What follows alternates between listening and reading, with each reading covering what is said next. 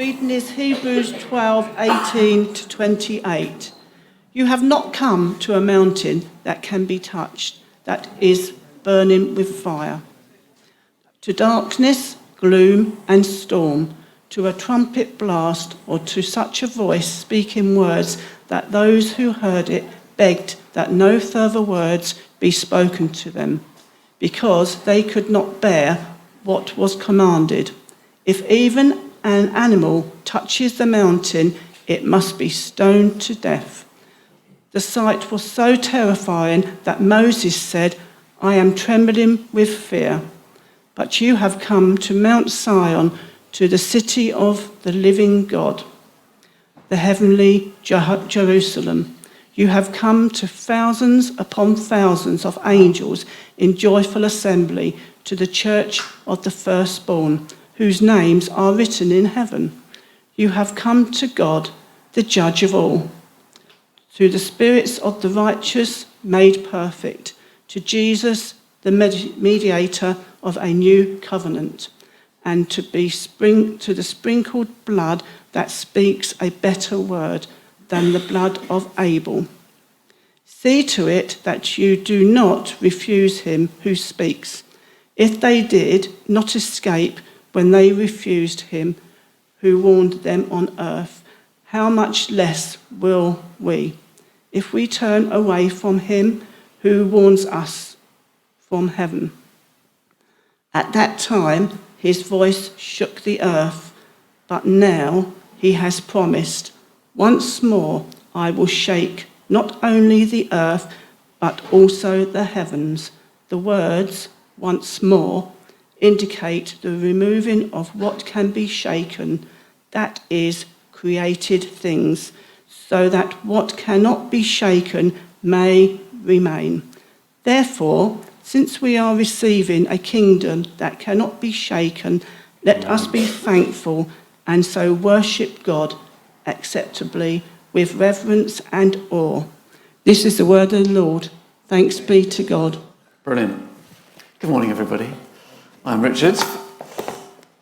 For those of you who I don't know, come and say hello afterwards. It'd be lovely to meet you.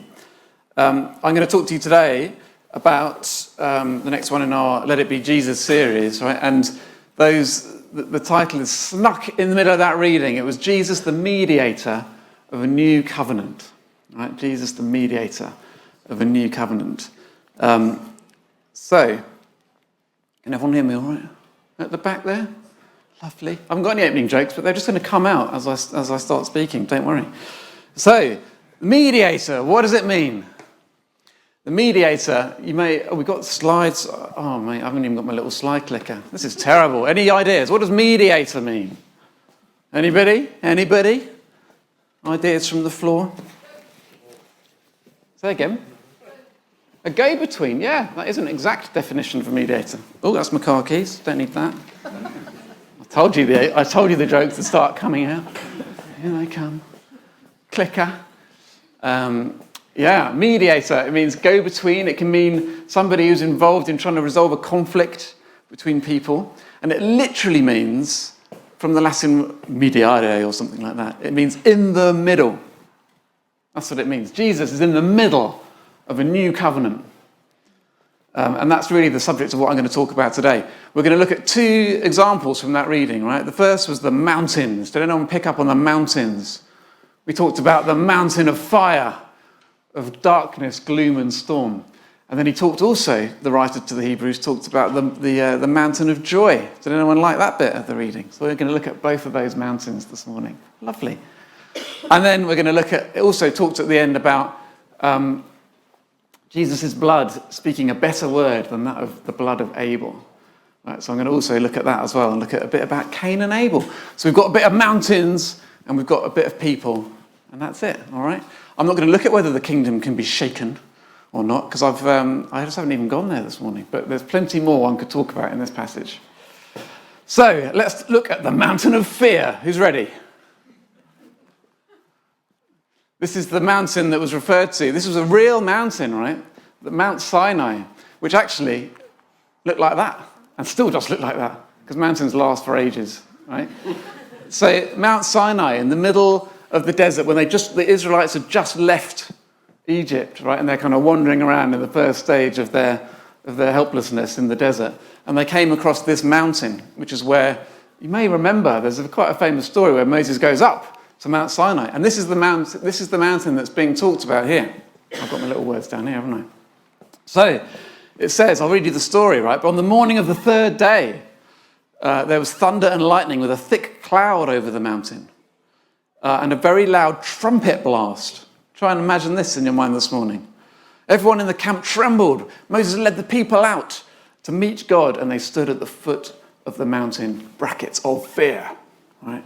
Mount Sinai was covered with smoke, okay, because the Lord descended on it in fire. Then the smoke billowed up from it like smoke from a furnace, and the whole mountain trembled violently. It is actually quite scary, isn't it? Who's up for that? We're going to do a field trip next few weeks' time. We're going to go to Sinai. We're going to recreate all of these circumstances so we get a real sense of what it was like to be an Israelite in all those thousands of years BC. I think it sounds quite cool, actually. You with me now? Yeah, okay, let's do it. As the sound of the trumpet, it wasn't just the smoke and the fire, it was the sound of the trumpet blast, sort of piercing, penetrating trumpet, louder and louder. And then Moses spoke, and the voice of God answered him. Right, this is the mountain the guy's talking about. It's terrifying. This is the presence of God coming down to speak to the Israelites. And only Moses, right, was allowed to go up. If anyone else touched it, as they said, the Lord said that they would be stoned to death, even if an animal touched it. It's pretty serious. So the Lord descended to the top, called Moses, he went up, and God said, go down and warn the people. This is the first thing he said, warn them, don't try and come near me. Right? Don't force their way through to see the Lord. And many of them would perish. Even the priests must consecrate themselves, or the Lord will break out against them. Terrifying, right? So, a scary place, right? Do you remember there's a Psalm 24 that says, who may ascend the mountain of the Lord? You know that? Does anyone know the answer? That's right. Yeah, that's right. It doesn't matter which order, does it? But yeah, who may ascend the mountain of the Lord? He or she who has pure hands. Sorry, I've got it wrong. Clean hands. You're right, I'm wrong. Clean hands. Clean hands. Anyone here? Clean hands. Washed clean. Never done anything wrong. Or a pure heart whose motives are spotless and pure. And of course, nobody met that definition, right? Only Moses was permitted to go up to the mountain so the Lord could speak to them, to the people through Moses, and he would come down and tell them what the Lord said. So that's the mountain of fear.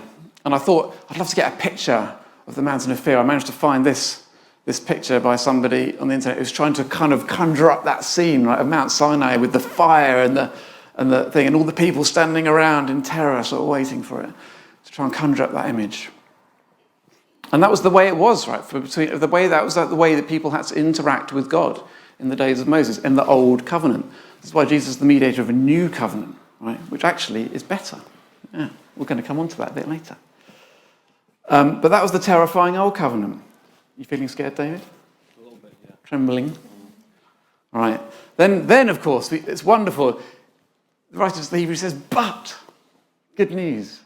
You have come to Mount Zion, right, to the city of the living God, the heavenly Jerusalem, thousands upon thousands of angels in joyful assembly, the church of the firstborn, whose names are written in heaven. Come to God, the judge of all, to the spirits of the righteous made perfect, to Jesus, the mediator of a new covenant. So this is the mountain that we're welcome on, right?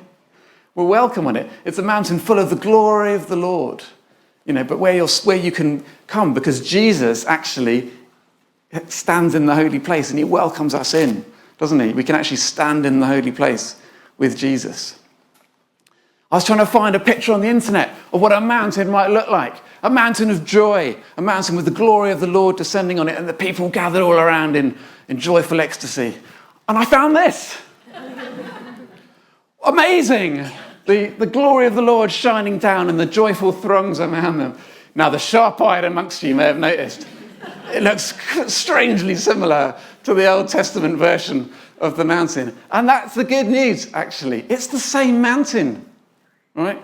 That's revelation point number 1 for you this morning. It's the same mountain. God doesn't change, right? God is from everlasting to everlasting. Okay, he's always the same, right? How we come near him and our relationship with him, that's what's changed, right? But God is the same forever. What's changed? Jesus is in the middle, right? Jesus stands not between those two mountains because they're the same, but Jesus is in the middle and he can stand in the holy place. He has clean hands and a pure heart, does he not? And he then has paid the price for us to have clean hands and a pure heart. The writer to the Hebrews says we are sprinkled with his blood and we have our consciences cleansed and we have our hands cleaned and we are washed clean in his presence. Isn't that amazing? So we can actually join the joyful throng on the mountain. The spirits of righteous made perfect. That's what it said in that reading. Back in Hebrews 10, the writer says, this is the covenant I'm going to make with them, the new covenant. I'll put my laws in their hearts and write them on their minds, and I'm going to remember their sinful and lawless acts no more.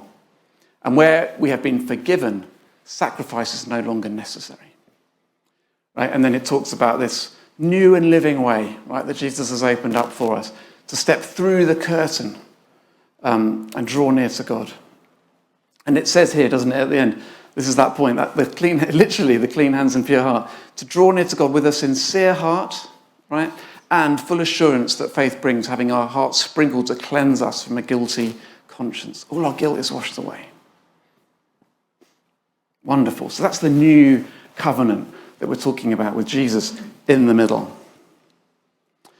There's another way of looking at it, right? We were looking at Romans 10 this week in our home group.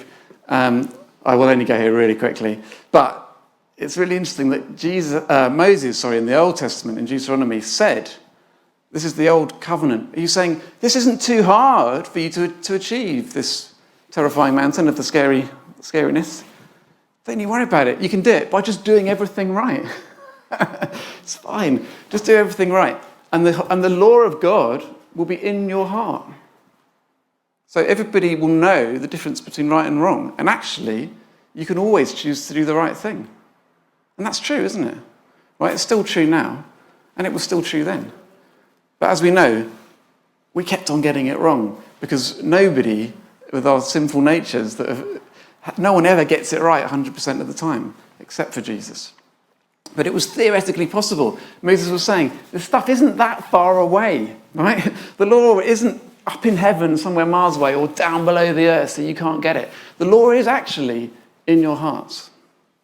Right? And again, when we look at the new covenant, where was the new covenant? Romans 10, there we go. The new covenant, there's another picture coming, spoiler. When we get to Romans 10, Paul says the same thing. He says, what does the word say? This is the middle bit, verse 8. The word is near you. It's in your mouth and in your heart. Right? So that, again, it's closer than you think. And this time, he says, converts it to the new covenant that says, if you say that Jesus is Lord and you believe in your heart that he rose from the dead, then you'll be saved. And that's the big difference. So it's the same, right? It's the same mountain, but it's completely different because now you can just believe in Jesus, and he pays the price for you. You need to confess with your heart, with your mouth that he is Lord. You need to get who he is. You need to believe that he exists and that he earnestly rewards those who seek him. But it's the same promise, right, that we will stand in the presence of God. But now we have a new access to it. And actually, it's one that's guaranteed by the blood of Christ, and it's one that is enabled by the Holy Spirit. What were we going to do? We were going to do a picture. I was hoping this was the first one I found of a joyful assembly, right? But actually, it isn't very joyful. Does anyone know what this is? Oh, they do, because I put a great big thing on it. Does anyone know where this is? How about that? Where's this painting housed? Yeah, what's your name? Sorry, I don't know your name. I've never been Claire. to Sistine Chapel. No, but you're very knowledgeable about many things. Neil's mum. There you go, heritage, Neil. What can I say? It's all making sense. Very, very learned. You're right, it's the Sistine Chapel, right? Michelangelo hung on a thing and painted the ceiling upside down for about 10 years or something, painting this picture. And it is absolutely amazing. I would say go in and have a look. You can zoom in. But it's basically talking about the final judgment and the Lord coming down on the clouds of glory. And there's so many people that he's drawn that are in all different conditions in life, right? They're all sort of, there are some who are kind of looking at him with awe and wonder. There are some who are kind of turning away in shame. There are some who are wrestling and being pulled down to the ground with serpents, all this stuff. Anyway, phenomenal. And it really does try and like sum up like the great final judgment in the clouds of glory. But anyway, I'm not going to talk about that now. We're going to talk about Cain and Abel, part 2. Okay, so take a break. Take a sip of water. All right. Is everyone okay after part 1? Good. Okay, part 2. Are you ready? All right, part 2. We're going to look at this curious word. So where was the word in Hebrews 12? I was going to bring it up again, but I haven't got it. But it said that Jesus is the mediator of a new covenant, right, that speaks a better word than the blood of Abel. So what's that all about? To understand this, we have to first look, we're going to go back and look at the story of Cain and Abel, okay, just to get a bit of insight. But Hebrews 11, in the previous chapter, when he goes through, you know, the big long list of faith heroes that the writer to the Hebrew goes through, with all the people that have shown great faith over the years. And Abel is one of them, right? He says, by faith, Abel brought God a better offering than Cain did. By faith, he was commended as righteous when God spoke well of his offerings. And by faith, Abel still speaks, even though he is dead. So let's go back right to the beginning, almost to the beginning of time, Genesis chapter 4. Okay, what's happened so far? Lots of good stuff's happened so far. The fall, the creation, the fall, all of the amazing beginning stories. But this is then, they've made a family. And this is the first family story of the Bible. And like any lovely family story, it's a bit like a long car journey or something like that. Things start to go wrong. Right? I don't know if anyone's ever had a long car journey with a family. In my experience, they don't always go well. But anyway. So, Abel kept flocks. Cain worked the soil. Right? In the course of time, Cain brought some of the fruits of the soil as an offering to the Lord. Abel also brought an offering, fat portions from some of the firstborn of his flock. The Lord looked with favour on Abel and his offering, but on Cain and his offering he did not look with favour. And so Cain was very angry, and his face was downcast. So then the Lord said to Cain, "Why are you angry? Why is your face downcast? If you do what is right, will you not be accepted? But if you do not do what is right, sin is crouching at your door. It desires to have you, but you must rule over it." So Cain said to his brother Abel, "Let's go out to the field." And while they were in the field, Cain attacked his brother Abel and killed him. Probably a familiar story to many of you, right? But it's never less shocking when you read it as to what happened in this original family story. These were the first two brothers on earth. And one of them killed the other. It's extraordinary. Again, one could probably do a whole kind of weekend on this, but the 5-minute version is to say, first of all, it's curious, isn't it, that Abel brought a better sacrifice. It never seems fair, this, does it, when you look at it? You say, well, he worked the soil and he brought all these vegetables. What's wrong with the vegetables? But it isn't really about the vegetables, although the lambs were better, right, because they had blood in them. But it doesn't ever seem fair. So this has got to be about the heart, right, that Cain came and offered these sacrifices. The heart of how he did it. You know, the Lord didn't look on it with favour. There must have been something about the way he came to God that was not acceptable, right? It wasn't so much about what he brought, but it was rather how he did it. And also what he brought, because of course he could have brought a lamb. If you ever really wanted a lamb, if you're a vegetable grower, I've been thinking a lot about this. If you are a grower of vegetables, do you grow vegetables? Come on. Yeah. I do also grow some vegetables. If I really wanted a lamb, I could get some by taking a bunch of my vegetables and exchanging them for a lamb. in the miracle known as trade. But anyway, and the point is that if you're going to make a sacrifice to God, it's got to be the best sacrifice that you can bring. Right? And this was the first principle set out in the Old Testament, that if you're going to sacrifice to God, it's got to be wholehearted, right? And it's got to be meaningful. And actually, it's got to cost. We're encouraged these days, all our remaining sacrifices, because Jesus has done the sacrifice for us, we have to bring a sacrifice of praise. That's what the Bible says. And again, you can look at things like, we'll come back to that. We'll come back to that. You can look at things like Malachi, right, which talks about where people turned up their noses at their own offerings because they weren't good enough. They're bringing sort of diseased and damaged animals in the sacrifice and turning their nose up and saying, this is all slightly beneath me. I'm a bit too good for this. And the Lord says, you've defiled my table by bringing stuff that is not worthy of my name, right? You can apply that to your lives today. But back into Genesis 4, let's talk about this. It's just another picture for the sake of fine art, which is a fond passion of mine. Cain and Abel by Pietro Novelli, 1603. He wrote it, so he drew it at some point in that year.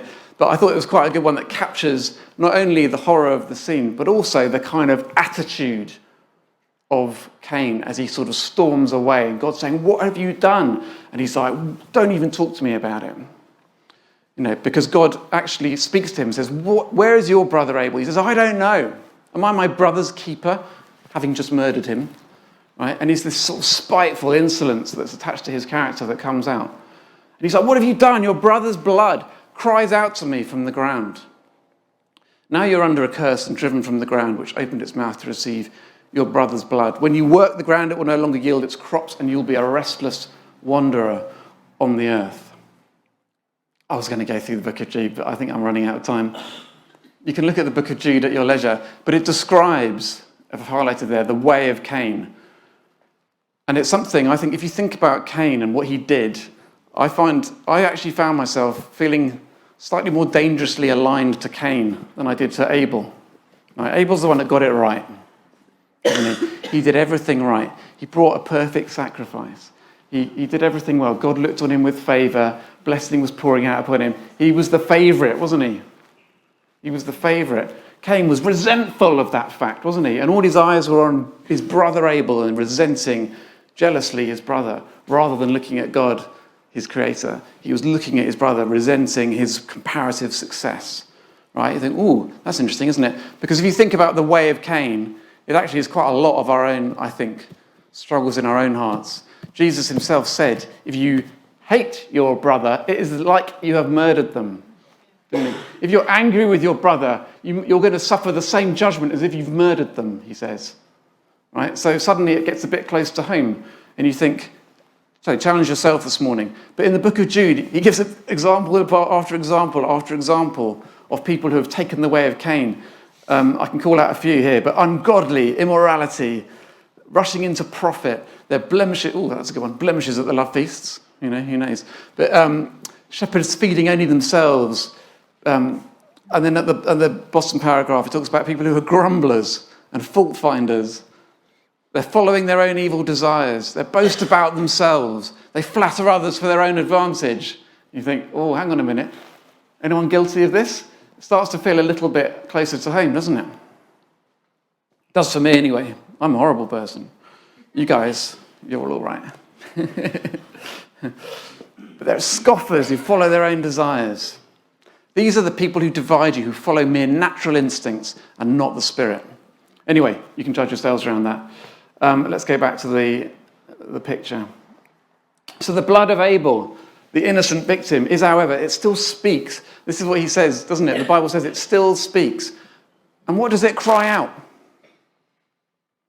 The blood of Abel, the righteous victim, right? The innocent victim of murder, and his blood in the ground cries out to God for justice, doesn't it? It cries out for vengeance.